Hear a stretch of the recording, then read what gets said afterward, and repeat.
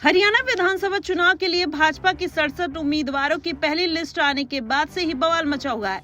Party के करीब 1 दर्जन बागी नेता चुनाव में उतरने की तैयारी में हैं, तो वहीं ऐसे भी नेता हैं जो पाला बदल सकते हैं। अगर देखा जाए तो नेताओं में से एक करणदेव कंबोज भी हैं और वहीं जिन्होंने पार्टी से इस्तीफा दे दिया है। कंबोज यमुनानगर के रादौर विधानसभा सीट से टिकट मांग रहे थे, लेकिन इनकार होने के बाद से ही नाराज हैं। अब ओबीसी मोर्चे के प्रदेश अध्यक्ष पद से इस्तीफा उन्होंने दे दिया है और उसका असर करनाल तक भी दिखाई दे रहा है। आपको बता दें, अब दिल्ली में भूपेंद्र सिंह हुड्डा से मिलकर वो आ चुके हैं और चर्चा है कि 10 सितंबर को वो इस पर फैसला कर सकते हैं। और मनोहर लाल खट्टर यहीं से विधायक चुने जाते रहे हैं और सीएम भी बने हैं, और फिर उसके बाद मौजूदा सीएम नायब सिंह सैनी भी यहीं से विधायक है। खबर यह है कि करणदेव कंबोज भी भूपेंद्र हुड्डा ने सरकार बनाने पर कोई अहम जिम्मेदारी देने का प्रस्ताव दिया है।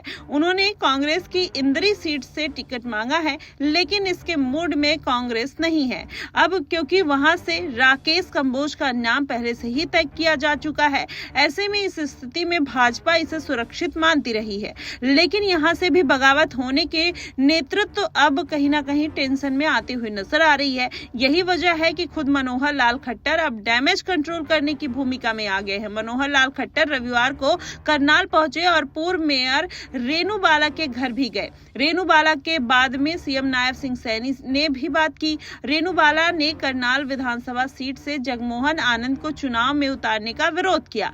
इसके बाद हालात ये हैं कि रेणु बाला और उनके पति ब्रज गुप्ता और उनके समर्थकों ने साफ कह दिया है कि हम अपनी बात पर अडिग हैं। खट्टर के आग्रह पर भी इन लोगों ने कहा कि हम आखिरी फैसला 10 सितंबर को बताएंगे।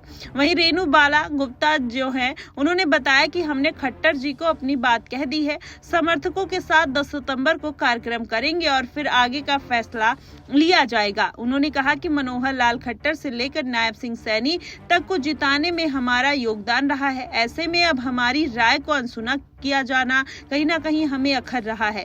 और इसी तरह करनाल के पूर्व जिला अध्यक्ष अशोक सुखीजा भी खपा है और उनका कहना है कि पार्टी नेतृत्व में कोई राय नहीं ली है।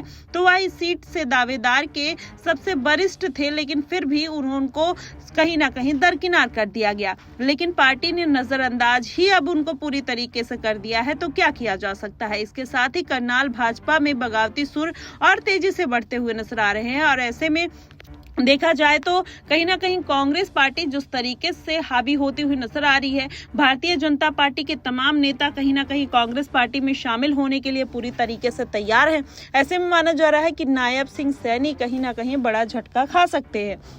और क्या मनोहर लाल खट्टर को एक बार फिर से भारतीय जनता पार्टी सीएम चेहरे के तौर पर आगे कर सकती है, या एक बार फिर से नायब सिंह सैनी अगर डैमेज कंट्रोल नहीं कर पाते हैं तो उनका भी पत्ता साफ हो सकता है। देखना दिलचस्प होगा कि आखिरकार इस बार के हरियाणा की जो रणनीति है, राजनीति है, वो किस ओर जाती हुई नजर आती है।